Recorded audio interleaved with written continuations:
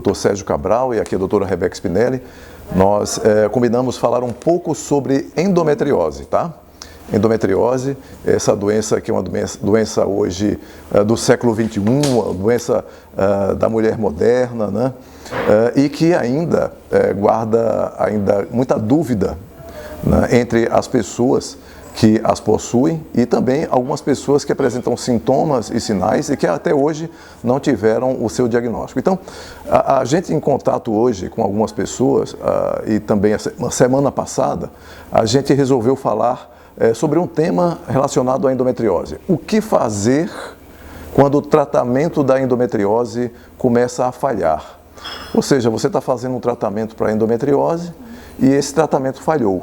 Então, antes de a gente responder isso, é muito importante a gente fazer uma breve revisão o que é a endometriose, quais são os tipos de endometriose, como se diagnostica a endometriose, os tipos de tratamento.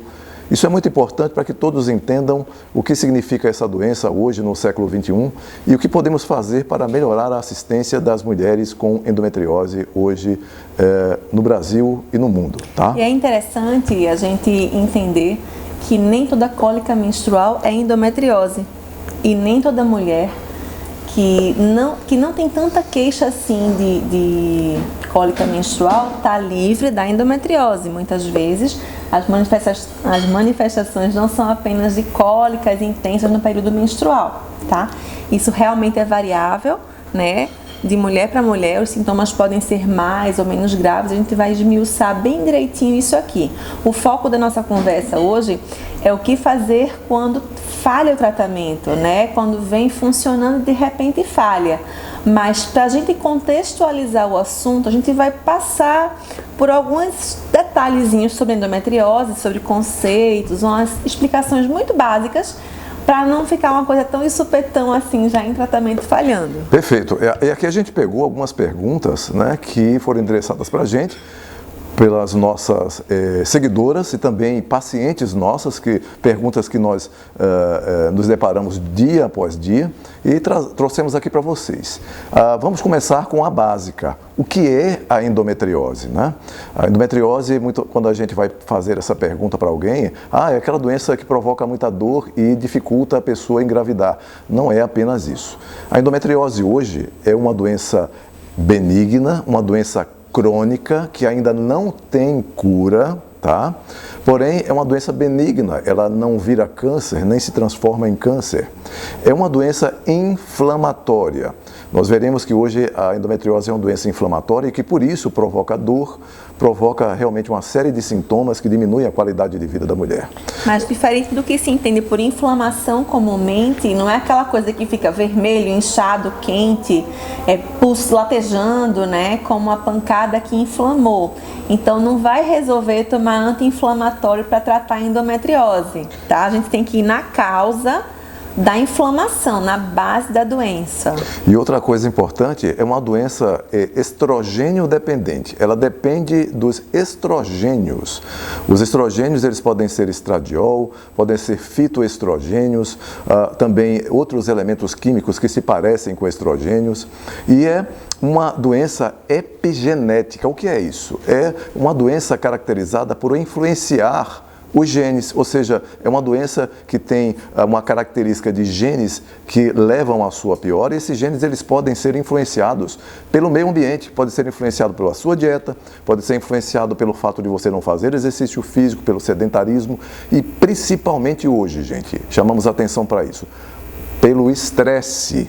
O estresse hoje, ele é incontrolável, porém ele é gerenciável. Você pode se bloquear contra o estresse, porque o estresse é uma das principais armas que desencadeiam a endometriose e que pioram a endometriose com o passar do tempo. E olhe que estamos atravessando desde o ano passado um período de estresse muito grande. Ou seja, as pessoas que têm endometriose ou aquelas pessoas com suspeita de endometriose estão aí sujeitas a uma piora do seu quadro, principalmente por todo esse estresse que todo mundo está hoje recebendo por conta de uma grande pandemia. E é interessante que também, como foi dito, né, agora que é uma doença estrógeno dependente e a gente tem muito acesso a esses estrógenos que não são naturais na alimentação, através de embalagens plásticas.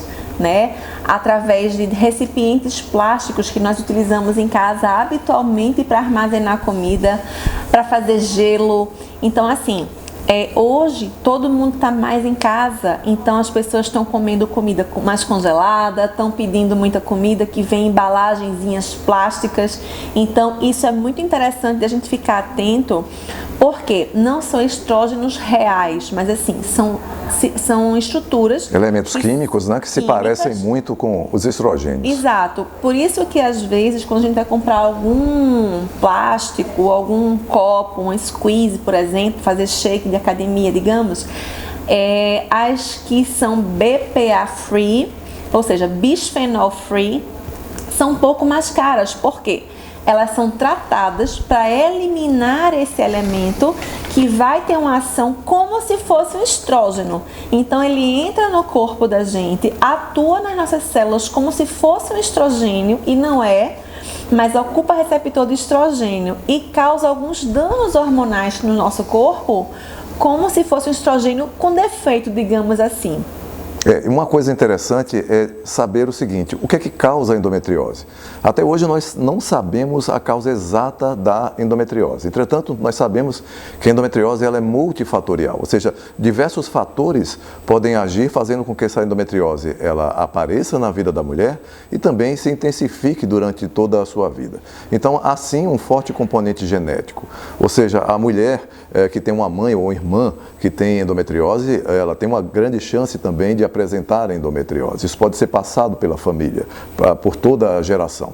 Entretanto, nós sabemos hoje que a endometriose ela já vem sendo estudada há um bom tempo e tem uma grande teoria, a teoria da menstruação retrógrada. O que é essa teoria? Essa teoria explica mais ou menos como apareceria a endometriose, ou seja, a menstruação, a mulher menstrua todos os meses e parte dessa menstruação ela reflui para as trompas. Ela volta. Ela é como se fosse um refluxozinho que volta à menstruação. Sai o sangue menstrual, que mela a calcinha, que mela absorvente, mas uma parte desse sangue sobe pelas trompas e pode cair na cavidade abdominal. Exatamente.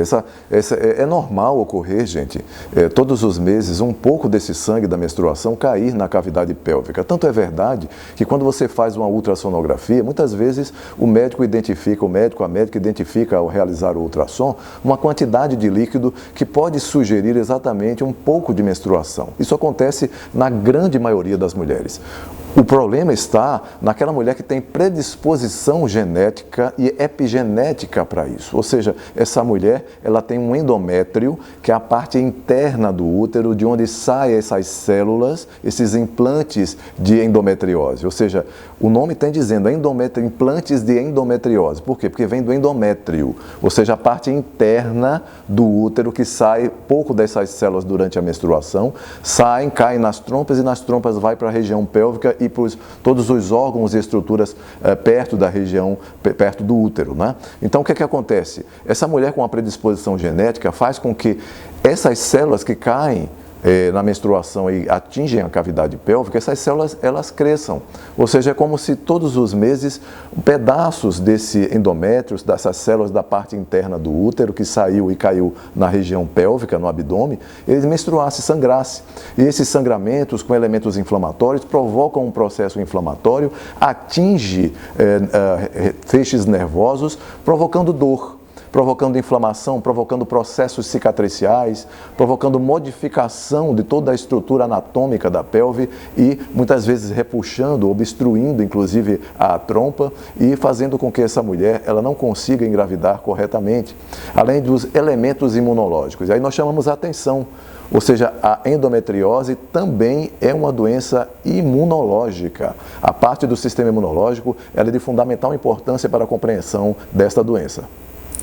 E só falando um pouquinho sobre isso, explicando mais detalhadamente, a depender de onde essa partezinha de endométrio se instale no corpo, vão acontecer os sintomas. Por exemplo, como o Sérgio falou logo no começo, a endometriose é uma doença benigna, mas em alguns casos tem um comportamento maligno, ou seja, ela se comporta disseminando pelo corpo como se fosse uma doença maligna até, mas nunca vai ser um câncer, tá? É só a disseminação de células do endométrio que se comporta de forma maligna, porque ele pode subir para o diafragma, que é um músculozinho que a gente tem, que separa o abdômen do tórax.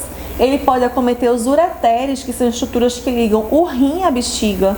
Ele pode acometer a bexiga. Intestino. Então, tem mulheres que sangram pelo reto, né? Tem sangramento nas fezes toda vez que menstruam. E tem dores absurdas retais.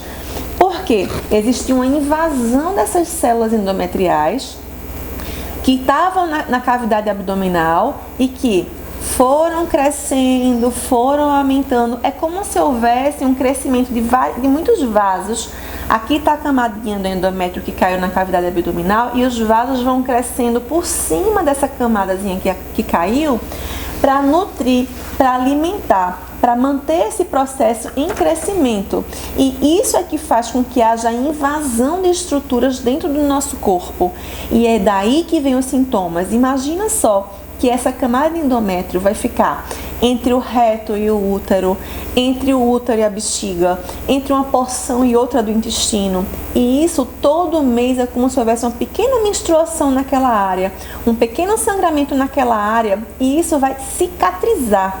Essa cicatrização faz uma fibrose, faz uma aderência de uma parte até a outra do nosso corpo. E é aí que geram os grandes sinais e sintomas clássicos da endometriose. Por exemplo, tem pacientes que têm obstrução intestinal. Por quê? Porque ele grudou, ele agarrou, ele fez aderência de uma parte até a outra. E aí o peristaltismo, que é o movimento natural do bolo fecal no intestino, não consegue acontecer. Chega uma hora que bloqueia e vai causando obstrução naquele intestino. Imagina só a dor que isso pode causar na pessoa com endometriose profunda. Outra pergunta bastante comum é: quais são os tipos de endometriose? Né?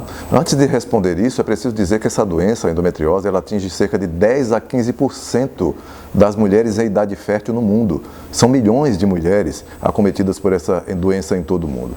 Uma doença que limita muito a qualidade de vida dessa mulher, limita muito o seu convívio profissional, o seu convívio familiar, o seu convívio conjugal, e isso traz transtornos com a diminuição da qualidade de vida.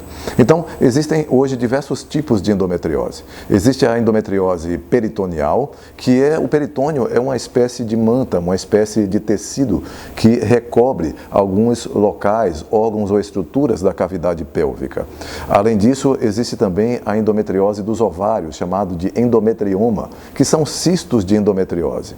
O interessante é que muitas pessoas acham que quem tem endometriomas, ou seja, aqueles cistos de endometriose nos ovários, tem dor. Não, se a pessoa tiver apenas endometriomas, ou seja, apenas cistos de endometriose nos ovários, ela não tem dor. Ela só vai apresentar dor se houver uma associação dos endometriomas, ou seja, dos cistos de endometriose, com endometriose profunda. Esta sim, que é um foco muito importante da nossa live hoje e que traz por trazer grande repercussão na qualidade de vida da mulher, provocar muita dor, limitar muito a vida dessa mulher. Então, endometriose profunda, o que é? É quando o tecido endometrial, ele invade esse peritônio, penetrando em mais de 5 milímetros de profundidade nesse peritônio, nessa camada que nós encontramos na região pélvica, que recobre algumas estruturas, inclusive também órgãos da cavidade pélvica. Quando a gente pensa em profunda, a gente pensa numa coisa muito funda, né? Muito profunda, lá dentro, mas não. É meio centímetro dessa camadinha que recobre, que reveste, que protege os órgãos abdominais, que é o peritônio. É uma camadinha bem fininha, com gordura e outros tecidos que protege nosso abdômen, nossos órgãos abdominais. E aí só é meio centímetro de invasão nessa camadinha já é chamada endometriose profunda e já traz todas essas repercussões que falamos agora. Essa invasão né, em 5 milímetros de profundidade já é o suficiente para atingir aquelas terminações nervosas. Ou seja, aquele processo inflamatório se desenvolve ali, atinge a inflamação, essas terminações nervosas, provocando intensa dor na mulher.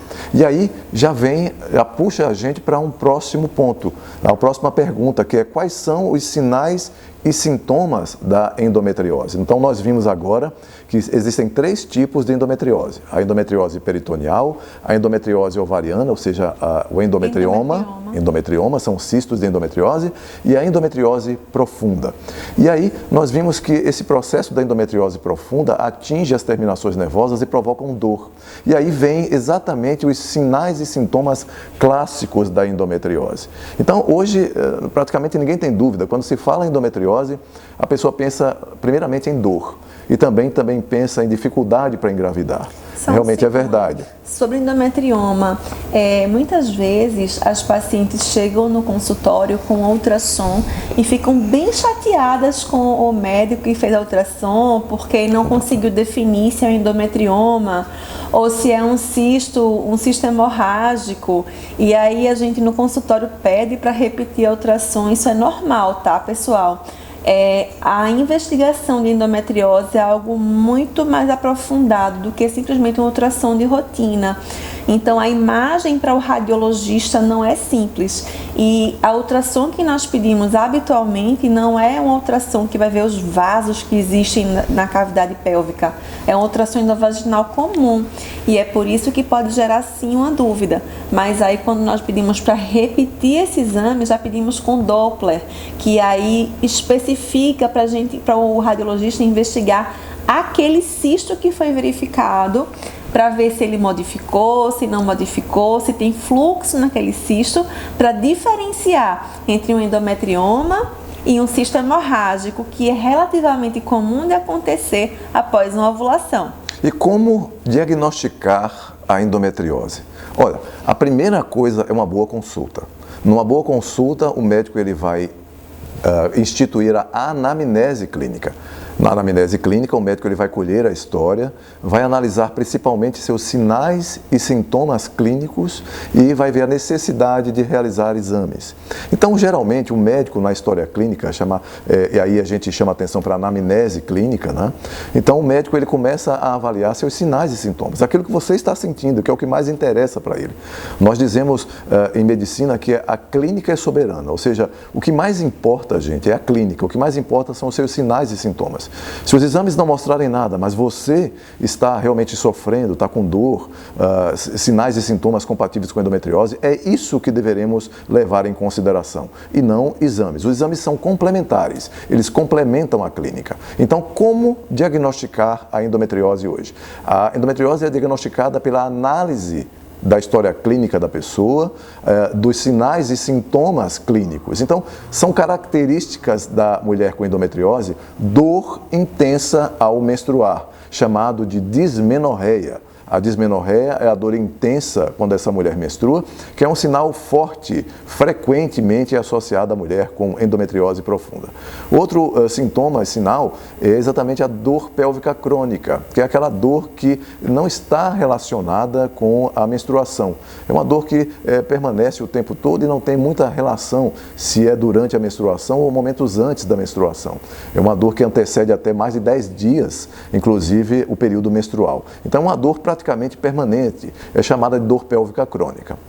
Outro ponto importante também é a dispareunia profunda. Ou seja, o que é a dispareunia? É a dor na relação sexual, quando ocorre a penetração profunda. É diferente daquela dor no início da penetração. Essa é mais sugestiva... Da vagina seca, né? Mais exatamente. É mais sugestivo de infecções vaginais, de dificuldade de lubrificação, por exemplo, no uso de anticoncepcionais. É muito comum isso, a dificuldade de lubrificação. E aí ocorre aquela dor superficial, no começo da penetração. Mas aquela dor, quando ocorre na penetração profunda, isso fala a favor também de endometriose profunda.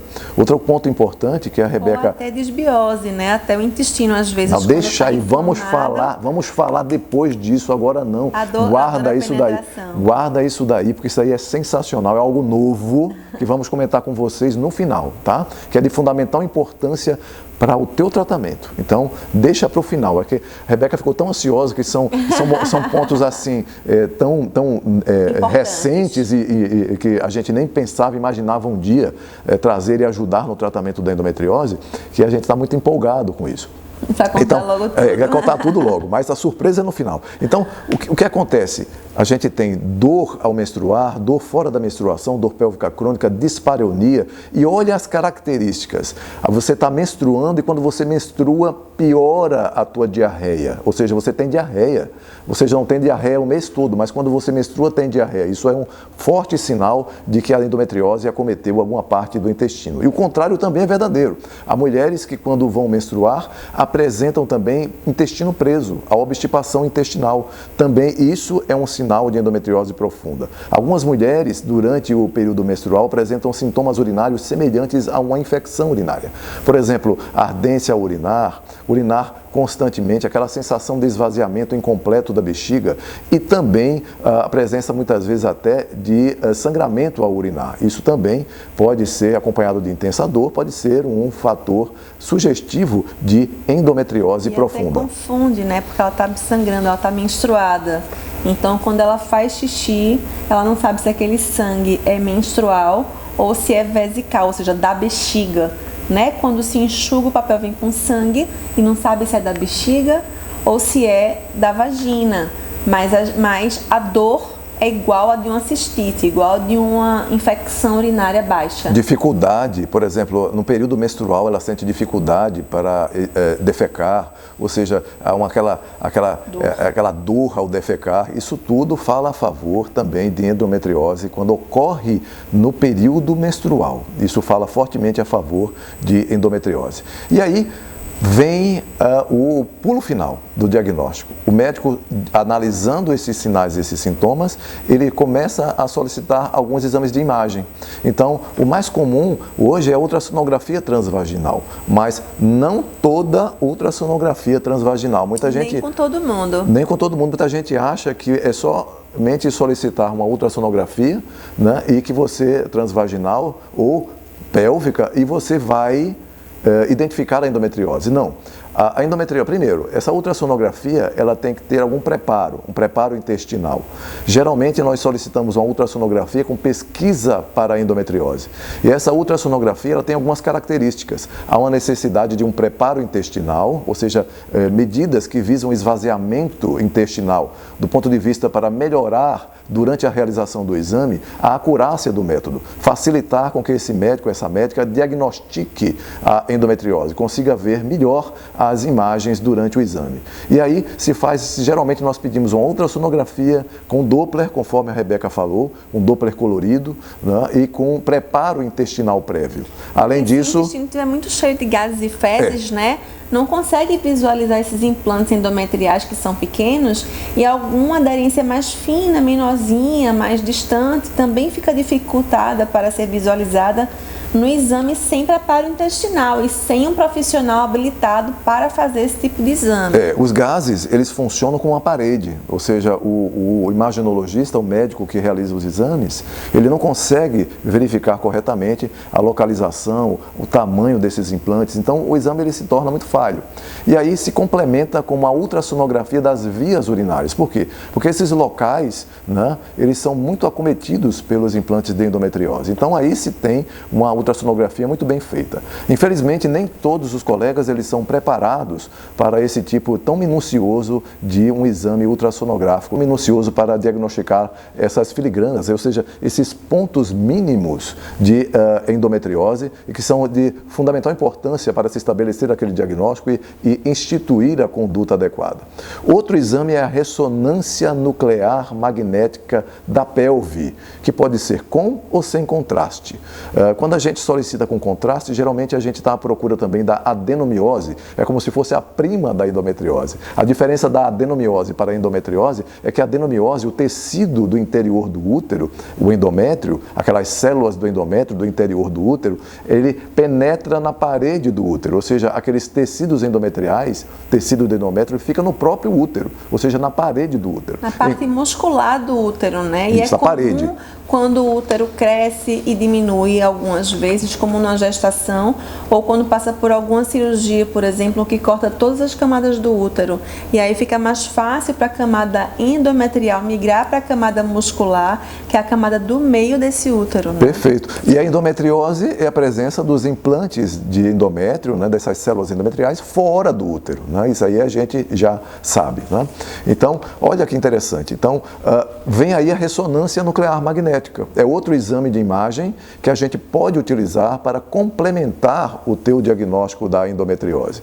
Porque, inclusive, verificará de uma maneira assim mais acurada, né? E principalmente interessante, principalmente naquelas pacientes adolescentes, onde você pode suspeitar de endometriose e virgens, né? Ou seja, se você for realizar uma ultrassonografia pélvica numa paciente virgem, é muito limitado o exame.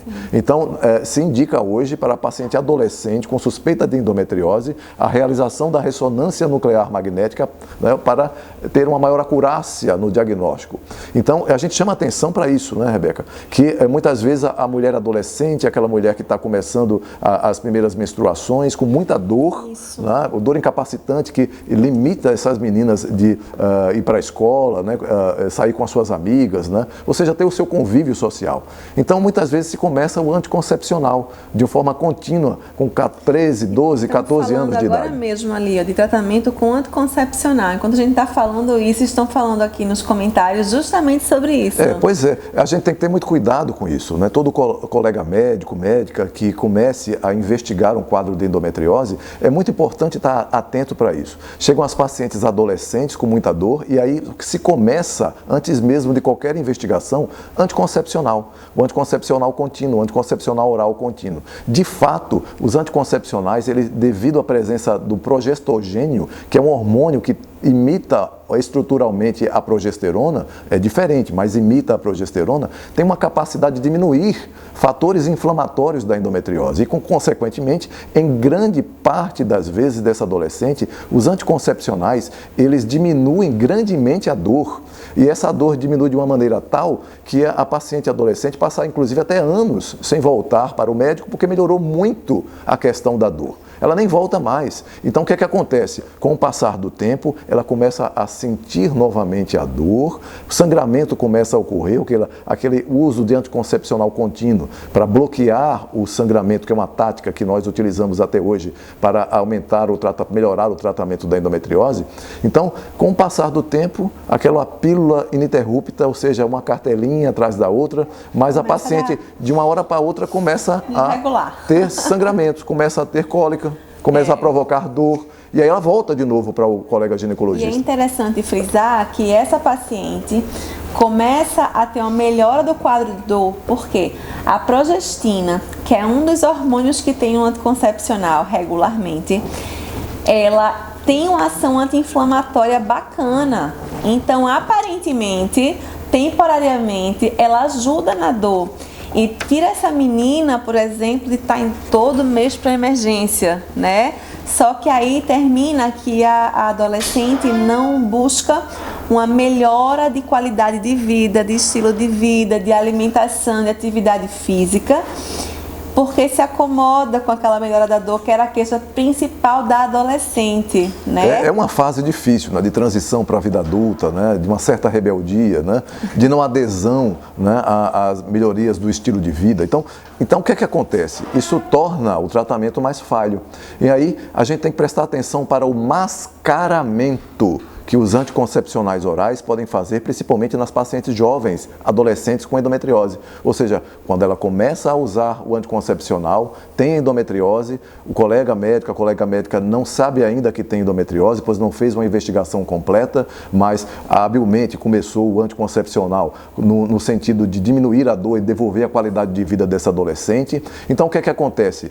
Esse anticoncepcional, ele abranda a dor, mas não consegue impedir o avanço da endometriose. E quando essa adolescente estiver um pouquinho mais velha, ou seja, com uma idade um pouquinho mais avançada, o que é que acontece? A endometriose voltou.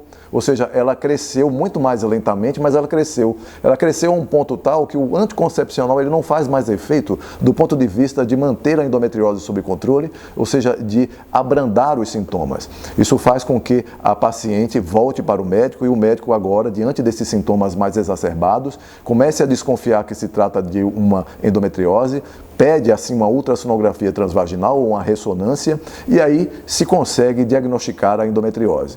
Ou seja, houve nesse tempo um mascaramento. Então, muito cuidado com isso. Os anticoncepcionais, eles podem durante algum tempo mascarar um quadro de endometriose e, consequentemente, essa endometriose só ser descoberto anos depois de iniciado o anticoncepcional, ou seja, um quadro mais avançado de endometriose. E aí, às vezes, essa menina que começou a tomar anticoncepcional e já virou uma mulher adulta, quando esse anticoncepcional não está mais tirando a dor dela e ela vai começar a investigar, já tem obstrução nas trompas, já tem algum acometimento maior que poderia ter sido evitado se tivesse tratado a endometriose sem ser apenas com anticoncepcional desde o começo da suspeita da endometriose. É verdade. Então, isso é um aviso para todos. Quanto mais informação a gente tiver, melhor para a condução de qualquer caso, né? Ou seja, a paciente ela tem que ter mais informação possível, ou seja, é um direito universal e constitucional, o direito à informação.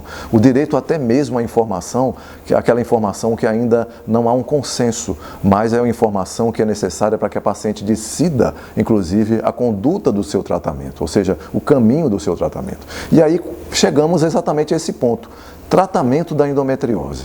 Ou seja, o que é que se faz hoje para o tratamento da endometriose? Antes de tudo, devemos dividir o tratamento da endometriose em tratamento clínico e tratamento cirúrgico. É importante dizer isso. Deixa eu só fazer uma pergunta que as pessoas sempre me perguntam. Doutora, eu não quero tomar hormônio, não quero tomar anticoncepcional, eu sou contra o uso de hormônio.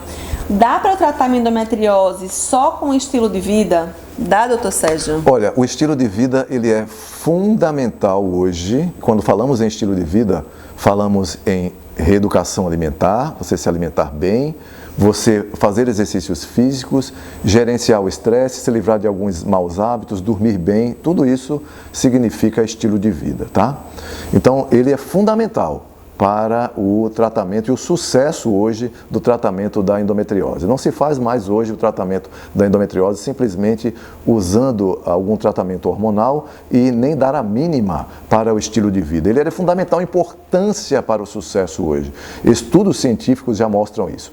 Entretanto, você tratar a endometriose apenas pelo estilo de vida não é possível, tá? É muito importante, principalmente se tratando de endometriose profunda, que façamos o bloqueio hormonal da melhor forma possível, escolher o hormônio mais indicado para você. Existem diversos hormônios, diversos medicamentos com ações hormonais utilizados hoje para o tratamento da endometriose. E entretanto, vias de tratamento, claro, vias de administração perfeito, diversas vias de tratamento que a gente vai falar aqui. Mas, como a Rebeca falou, infelizmente não é possível, eu gostaria muito. Eu acho que um dia será possível sim. Hoje, um dia descobriremos algo extremamente natural e que porá a endometriose sob controle, ou até mesmo evitará a endometriose. Existem hoje o que nós chamamos, né, Rebeca, de antioxidantes, que são anti-inflamatórios naturais, ou seja, que nós vamos dar uma falada aqui, né, dar uma faladinha neles aqui, e que funcionam muito bem, que ajudam muito, porque nós sabemos hoje, repetimos aqui, a endometriose é uma doença inflamatória, ou seja, ela é regida por radicais livres, ela leva ao que nós chamamos de estresse oxidativo, ou seja, ao provocar um dano nas células, radicais livres provocando danos nas células, ativação de vias inflamatórias, fatores inflamatórios que hoje são responsáveis pela exacerbação da endometriose. Então, isso é muito importante. Então, quando falamos em tratamento de endometriose, a primeira coisa se chama adoção ao estilo de vida adequado. Portanto, é de fundamental importância hoje no tratamento da endometriose a participação multiprofissional, ou seja, médico ou médica, associado a nutricionista ou nutricionista, educador físico ou educadora física. Isso é de fundamental importância. Sim, os exercícios físicos são de fundamental importância, porque eles têm uma capacidade muito grande de eliminar radicais livres, de produzir as chamadas endorfinas, né, que são substâncias que aliviam a dor, melhorar o sistema imunológico. Nós sabemos hoje que a endometriose, ela tem a sua participação imunológica. As pessoas que têm endometriose têm o maior risco de possuir doenças autoimunes. Ou seja, hoje a doença autoimune mais associada à endometriose se chama tiroidite de Hashimoto, que é uma tiroidite autoimune, ou seja, é uma doença autoimune da tireoide. Então, outra coisa importante são outras doenças, por exemplo, lúpus eritematoso sistêmico, a síndrome de Sjögren, artrite reumatoide, doenças inflamatórias intestinais, doença de Crohn, retocolite ulcerativa, e também chamam a atenção para a doença celíaca, ou seja, aquele indivíduo que tem intolerância ao glúten. Isso é muito importante. Nós sabemos hoje que a pessoa que tem intolerância ao glúten, ela tem maior risco de ter endometriose, e a pessoa que tem endometriose tem maior risco de ter intolerância ao glúten. Resumo da história. Não come glúten. Isso é verdade. Ou seja, a dieta livre do glúten hoje é de fundamental importância para o tratamento correto e diminuição da dor da paciente com endometriose profunda. Inclusive, há muitos anos nós fazemos o tratamento clínico da endometriose e vemos que você gosta de comer pão, biscoito, bolacha, gosta de tomar leite aquele copão de leite de vaca, iogurte, aquele queijo branco todos os dias, beleza? Eu gosto, doutor. Como é que está a sua dor? Doutor, é insuportável. Vamos fazer o seguinte, você vai passar 3 meses sem glúten e sem leite de vaca, proteína do leite de vaca. Não é sem lactose, não. Eles têm leite sem lactose por aí. Mas não é só isso, não. Evitar o leite mesmo, evita. Sem glúten e sem leite. Né? Muitos falam sem lactose. Tudo bem. Então, passa 3 meses. Se não houver um alívio, pelo menos, da sua dor, volta com tudo, querida. Olha, raras são as mulheres que voltam a comer glúten do jeito que comiam, tomar leite de vaca do jeito que tomavam. Então, isso é de fundamental importância. Hoje, estudos já mostram que, principalmente em relação ao glúten, o glúten ele tem uma capacidade muito grande de inflamar, né, a questão intestinal, provocar uma piora da disbiose. E aí vem a nossa novidade aí, né? Isso aí é recente. Então, o que é que acontece? Palavrão, agora vai ser dito estroboloma. Isso. Olha, existe o que nós chamamos de disbiose intestinal. O nosso intestino, gente, ele é um equilíbrio, uma população muito grande de micro-organismos. Nosso intestino é um equilíbrio entre bactérias benéficas e bactérias maléficas, de vírus, fungos e parasitas. Então, quando você começa a fazer uma dieta muito industrializada, uma dieta muito rica em antibióticos, tem gente que usa antibiótico para a pele à torta e à direito, o tempo todo. E agora está todo mundo tomando ivermectina, que é antiparasitário e que está desregulando esses intestinos também, hein? Atenção! Independente, olha só, nós sabemos que tem um acolhimento precoce, o tratamento precoce aí, independente disso, tá? A gente não condena ninguém, quem faça e quem não faça, tá? Isso a gente não quer entrar nisso daí. Mas é só chamar a atenção para a questão da ivermectina, outros medicamentos em excesso. Ou seja, isso podem realmente alterar o intestino e provocar alguma dificuldade, ou seja, desbiose intestinal e piorar os quadros de endometriose também. Não que a ivermectina, muito bem indicada, não seja muito boa, inclusive para os momentos atuais. Isso daí a gente não entra nessa questão, mas é muito importante que o excesso de tudo é muito ruim. Tá? É muito ruim. Inclusive também o excesso de antibióticos, né? O antibiótico é essencial. O antibiótico salva vidas, mas se você utilizar de uma maneira excessiva, você destrói não somente aquelas bactérias maléficas, você destrói também aquelas bactérias que são muito boas, importantes para o nosso organismo. E hoje os estudos já mostram que a pessoa que tem disbiose intestinal, um desequilíbrio entre a população de micro-organismos intestinais, produz uma população de bactérias que facilita a liberação de estrogênios, ou seja, tanto o estradiol como outros estrogênios, piorando os implantes de endometriose. Ou seja, essas bactérias, elas constituem o que nós chamamos de estrobuloma. ou seja, são as bactérias do estrogênio. Elas liberam o estrogênio de uma proteína chamada SHBG, que se liga aos estrogênios. Então, ela afasta essa proteína e deixa mais livre esses estrogênios. E o estrogênio é que fomenta, que piora os implantes de endometriose. Então, em outras palavras, cuide muito bem do seu intestino. Ou seja, você com endometriose, você com suspeita de endometriose, você tem a obrigação de cuidar muito bem do seu intestino. Melhor ainda, você escolher um médico, uma médica que saiba conduzir muito bem com o nutricionista, com a nutricionista, a saúde, conduzir a saúde intestinal, utilizando probióticos, a própria glutamina, utilizando uma alimentação e diminuindo os fatores de risco que levam ao desequilíbrio intestinal, que levam à desbiose intestinal. Isso é de fundamental importância hoje também para o tratamento da endometriose. Isso é o começo do tratamento da endometriose, é o começo. E aí vem a questão agora dos hormônios, ou seja, dos medicamentos com ação hormonal, que são de fundamental importância para tentar se manter a endometriose sob controle. E principalmente, trazer menos dor para essa mulher, diminuir a dor e até mesmo, quem sabe, cessar a dor dessa mulher e lhe devolver a qualidade de vida. Para que a gente faça o tratamento adequado da endometriose, esta mulher não pode menstruar. A gente precisa bloquear a menstruação, porque a cada ciclo menstrual, a cada ciclo ovulatório, vão ser estimulados esses focos de endometriose que podem estar nas trompas, nos ovários ou soltos na cavidade abdominal. Então, se essa mulher continuar menstruando todo mês, não vai ter um bom controle da inflamação que a endometriose causa e, consequentemente, não vai ter um bom controle da dor. Então, para bloquear esta menstruação, é de fundamental importância o uso de hormônios.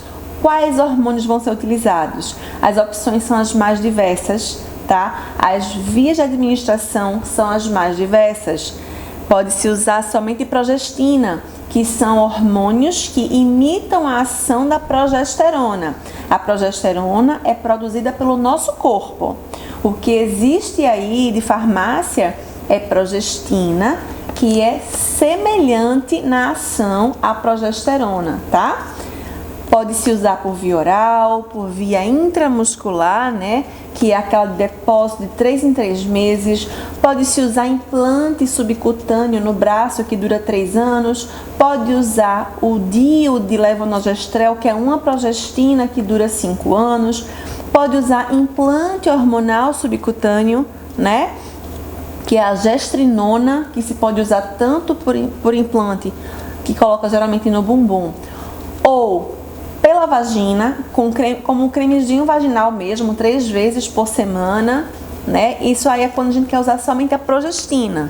Tradicionalmente, né, os medicamentos hormonais mais executados no mundo, até mesmo pela facilidade, né, o manuseio, que é muito fácil hoje, e também pelo custo, são os anticoncepcionais, né? Os contraceptivos orais combinados ou, como a Rebeca bem lembrou aí, as progestinas, que são aqueles anticoncepcionais apenas de progestinas, né?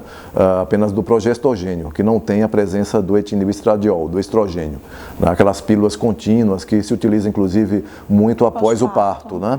Que chama de mini-pílula, a mini-pílula. Pois é, então, são os mais comuns, são os anticoncepcionais, eles são utilizados mais comumente para o tratamento da paciente com endometriose e, de fato, por possuírem a presença da progestina, não somente o contraceptivo oral combinado, mas também a progestina exclusiva, isolada, ela tem uma ação principalmente em 2 fatores inflamatórios da endometriose, que são exatamente o NF-kappa-beta e a COX-2, que é uma enzima que transforma exatamente o aparecimento, fornece o aparecimento da prostaglandina, que provoca a inflamação.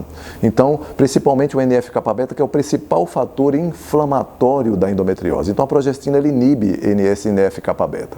E é claro, logicamente, algumas pessoas, né, algumas mulheres, elas não se adaptam muito bem ao tratamento, ou porque apresentam efeitos colaterais, ou que apresentam complicações, ou por acaso essas pacientes elas têm uma intensa tolerância aos contraceptivos orais combinados, e até mesmo o que notamos muito, a falha, ou seja, durante um bom tempo os anticoncepcionais eles podem até manter sob controle a endometriose em relação à dor, em relação ao sangramento bloqueado, mas de uma hora para outra começa o sangramento a surgir, a dor começa a aumentar, e aí o médico, a médica, ele tem que avaliar a necessidade de um tratamento hormonal mais moderno, mais eficaz, mais eficiente. E outra coisa importante também a lembrar é que diversos estudos já mostram que os próprios anticoncepcionais, apesar de abrandarem bastante a dor, eles podem ser que não sejam suficientes realmente para manter a mulher sem dor com endometriose, mostrando que existe hoje elementos hormonais mais eficientes e eficazes no tratamento da endometriose. E é interessante que as pílulas anticoncepcionais contêm lactose, vejam que loucura. A gente quer livrar essa mulher da lactose e da proteína do leite de vaca, e na pílula que ela vai tomar diariamente tem lactose, então são doses homeopáticas de inflamação que ela está tomando. A gente está estimulando a inflamação numa pessoa que tem uma doença inflamatória, então de repente não é a melhor opção. Então, o que é que a gente vê hoje? Que, por exemplo, existem sim tratamentos hormonais mais eficazes no tratamento da mulher com endometriose profunda. Eu chamo a atenção principalmente para o Dienogest. O Dienogest é uma pílula também, não é um anticoncepcional. Muita gente acha por levar a mulher à ausência da menstruação e da dor, também está evitando gravidez. Não é verdade. Muito cuidado. Você que está fazendo tratamento com o Dienogest, né, você pode engravidar. Então, se você não quiser engravidar agora, na endometriose, você tem que se prevenir de alguma forma, geralmente a camisinha, né? O condom masculino ou feminino é uma excelente forma de se prevenir nessas ocasiões. Uma vez que colocando o DIU de cobre nas mulheres que já têm cólica, pode aumentar um pouco a cólica. E alguns utilizam o DIU hormonal, como a Rebeca já falou, o DIU hormonal, como tem aquele hormônio levonorgestrel, ele age também diminuindo, afinando o endométrio e consequentemente diminuindo a questão da inflamação que ocorre no endométrio e liberação de fatores inflamatórios, contribuindo para a endometriose. Entretanto, nós vemos também que muitas mulheres apresentam muita falha com o DIU hormonal. Ou apresentam falha, começam a sangrar e apresentar dor, ou começam a apresentar diversos efeitos colaterais, chamam atenção principalmente para o aumento do peso. É uma queixa muito comum entre aquelas mulheres que usam o DIU hormonal, o aumento do peso nessas mulheres. Algumas aumentam de peso consideravelmente, né? A libido baixa muito, algumas alterações, a queda de cabelo, acne, algumas se queixam muito de alteração do humor, né? Então isso é devido ao hormônio levonorgestrel. Até mesmo com o DIU hormonal, com aquele reduzido, o mais recente agora reduzido, isso pode ocorrer também. Daí a grande necessidade de cada paciente ser individualizada. Aquelas pacientes que se adaptam muito bem ao método e aquelas pacientes que não se adaptam. Aí você vai ter que ir atrás e saber qual o melhor método para a sua paciente. Hoje nós trazemos aqui para vocês uma experiência nossa muito boa com os implantes hormonais subcutâneos, que são pequenos implantes do tamanho de um grão de arroz. Meio grão de arroz. E muito pequeno, mas que ele tem uma potência bem interessante que se coloca abaixo da pele, geralmente na região do bumbum, com anestesia local. Gera em torno de 5 minutos é colocado. Então, esses implantes, eles liberam uma quantidade fixa todos os dias, impedindo você de esquecer de usar aquele hormônio, muitas vezes a gente esquece, impedindo de uma alteração na absorção, porque ele cai diretamente na corrente sanguínea todos os dias. Não tem erro de horário da administração. Erro. Se coloca a cada 6 meses e alguns colocam anualmente, né? Então, são implantes bem interessantes. Por exemplo, eles liberam mais hormônios quando você está estressado ou em intensa atividade física, né? Por exemplo, os implantes hormonais subcutâneos de gestrinona. Olha, e por experiência própria, eu não vi um hormônio, não vi até hoje um hormônio tão potente quanto a gestrinona em manter os implantes de endometriose sob controle, em torno de 2 a 3 meses, acabar com a dor na grande maioria das mulheres ou abrandar muito significativamente a dor dessa mulher, trazendo-lhe novamente a qualidade de vida. Algumas mulheres que nós encontramos que não conseguiam ter relações sexuais pela intensa dor que mantinham. E aí, depois do tratamento, melhorar bastante esse ponto em sua vida tão importante para todas as mulheres. Então, é muito importante a gente ver isso, né? Por exemplo, enquanto você está dormindo, o implante, ele libera menos. Então, é uma espécie de um tratamento mais inteligente nos dias atuais. E que hoje dispomos de dispositivos utilizando a idade da paciente, o peso da paciente, os sinais e sintomas que a paciente tem, né? Exames laboratoriais, e chegamos mais perto possível do tipo de hormônio a ser utilizado e a dosagem correta, mais individualizada para você. Isso é muito interessante, são novos tratamentos que surgem agora no mercado, na atualidade, e que podem devolver a mulher de uma maneira mais prática, de uma maneira mais eficiente. Quando falamos eficiência, falamos em menos sintomas, menos efeitos colaterais e mais eficácia, ou seja, atingir o objetivo. Isso é bem interessante, porque cada pessoa é diferente da outra, cada pessoa tem uma dificuldade em relação a levar o tratamento adiante. Individualizar o tratamento, esse é um dos pontos mais importantes da medicina, e não é diferente também na endometriose profunda. E quando falha? Olha, e aí, vamos falar, e quando falha? E quando você está utilizando, por exemplo, um anticoncepcional, tá? E aí esse anticoncepcional começa a sangrar, a mulher começa a sangrar, com o anticoncepcional a dor começa a voltar, ou seja, toda aquela gama de sinais e sintomas começam a tornar a vida da mulher muito difícil de novo. Primeira coisa que a gente tem que fazer, gente, a gente avaliar toda a história clínica dessa paciente. Será que essa paciente ela está praticando atividade física? Rever tudo, né? Então, se a paciente não está praticando atividade física, esse hormônio ele não age corretamente no corpo. Isso é para todo tipo de hormônio, desde o simples anticoncepcional até o hormônio mais moderno para o tratamento da endometriose. Se você não pratica atividade física regular, atividade física, gente, não é luxo. Atividade física é uma exigência do nosso corpo. Se você quiser ter saúde e fazer com que esse seu hormônio aí no seu tratamento ele haja corretamente no seu corpo, é necessário exercícios físicos regulares. E outra coisa, chama atenção, muito cuidado para o exercício físico que você pratica da sua cabeça aí. Porque você não é professor, se você não for professor de educação física, professora de educação física, muito cuidado. Muitas vezes as pessoas chegam no consultório, mas doutor, eu faço exercício físico. Aí, qualquer coisa exercício físico que você faz, eu caminho. Leva o corpo para passear. Né? Ou seja, caminhar é levar o músculo, levar o corpo, o esqueleto para passear. De fato, caminhar, olha só, gente, caminhar é muito legal para desestressar. Caminhar é bom, não é para deixar você deixar de caminhar na vida, tá? Mas do ponto de vista de condicionamento cardiovascular, é algo mais exigente, há uma necessidade de participação, né, do profissional, né? Não estou dizendo nenhum personal trainer, se você tiver condições de ter um personal trainer, ótimo para você, mas eu não estou dizendo isso, que você esteja em um local onde haja uma avaliação constante do professor de educação física. Seus treinos de exercício físico têm que ser modificados todos os meses, porque você, se for regularmente a academia ou o local onde tem um professor de educação física, onde você faz a sua atividade física, o seu corpo ele tende a se acostumar rapidamente com aquele treino. Então ele deve ser modificado sempre de acordo com o seu grau de condicionamento cardiovascular. Isso é muito importante. Isso ajuda muito no tratamento e ajuda ao hormônio a atuar melhor no seu corpo. Se você come mal, se você escutou o médico falando, olha, vamos aí fazer uma consulta com uma nutricionista, com um nutricionista para colocar um plano alimentar para você que lhe livre de glúten, de leite de vaca, porque quando você retira esses alimentos, você tem que substituir por outros.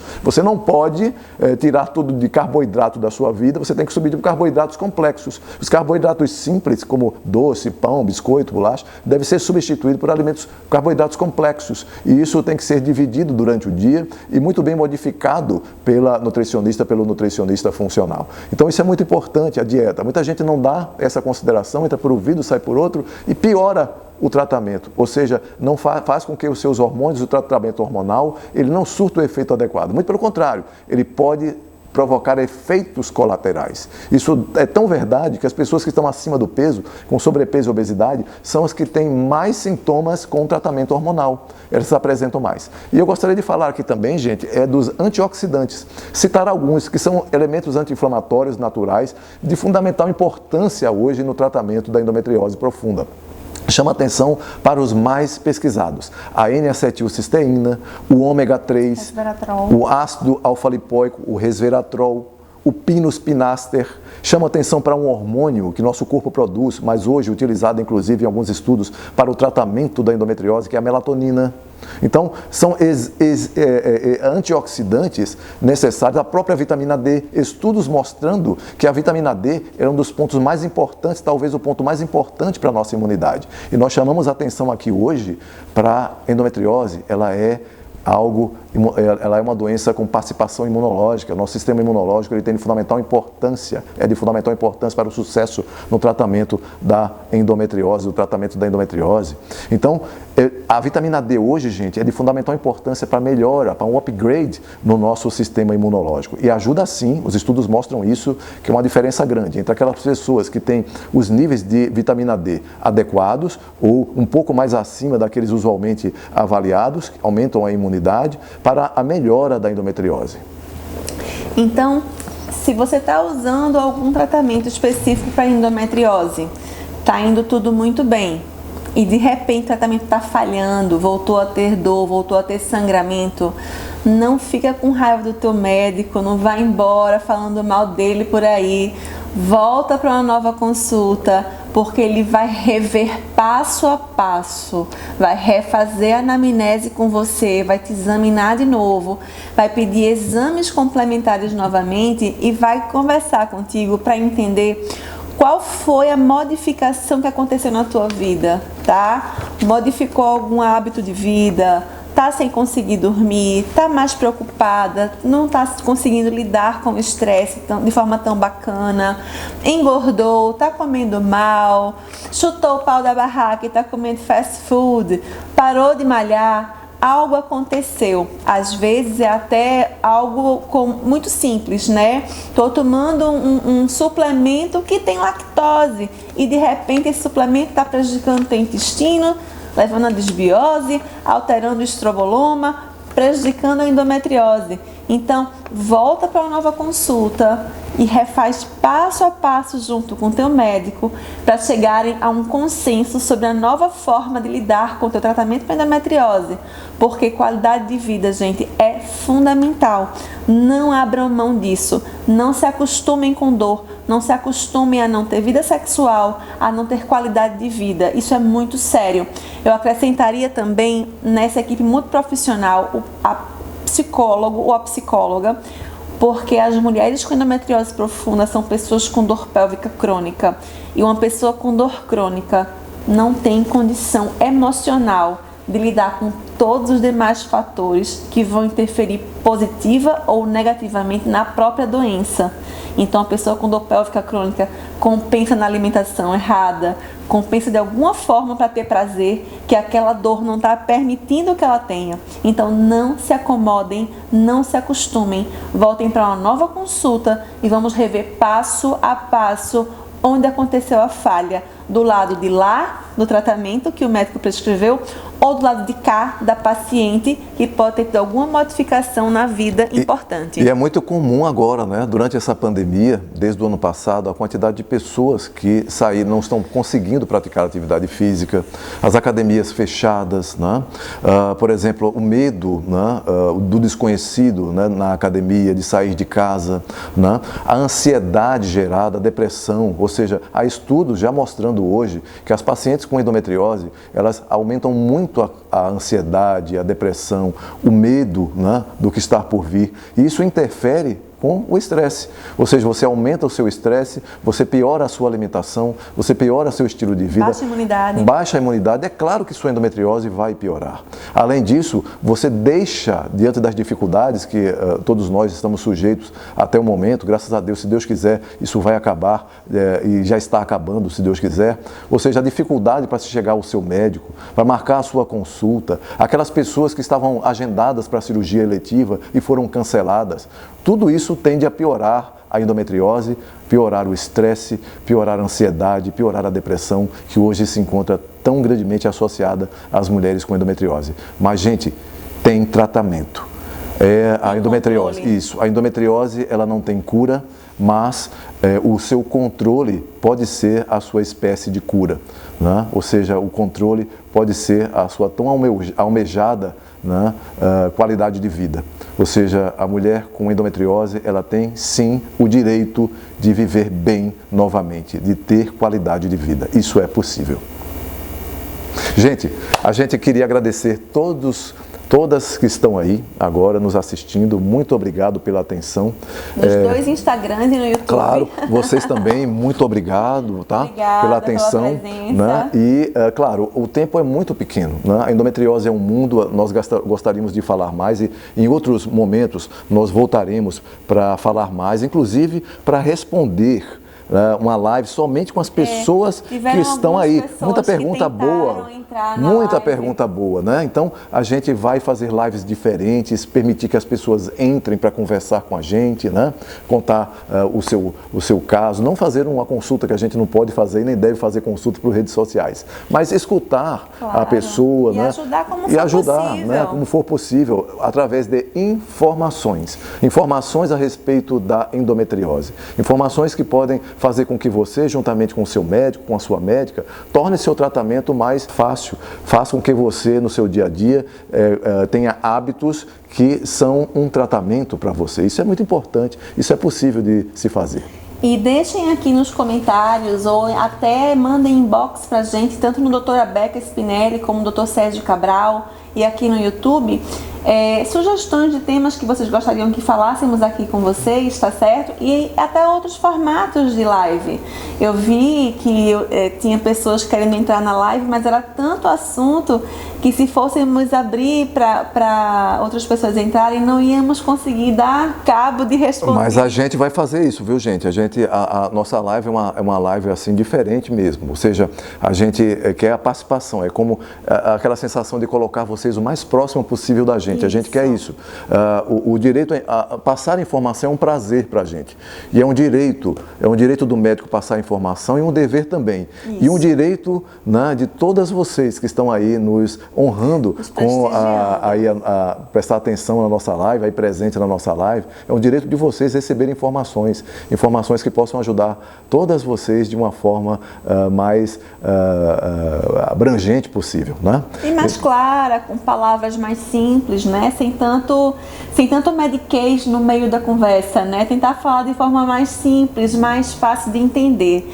Já estamos aí com 1h03 de live. Desculpe aí passarmos um pouquinho do horário previsto, né? Que a gente se programa, vocês se programam para estar com a gente. Muito obrigada pela presença. Muito obrigado. Muito obrigada pela presença, pessoal. E até a próxima live. Até a próxima, gente. Até a próxima.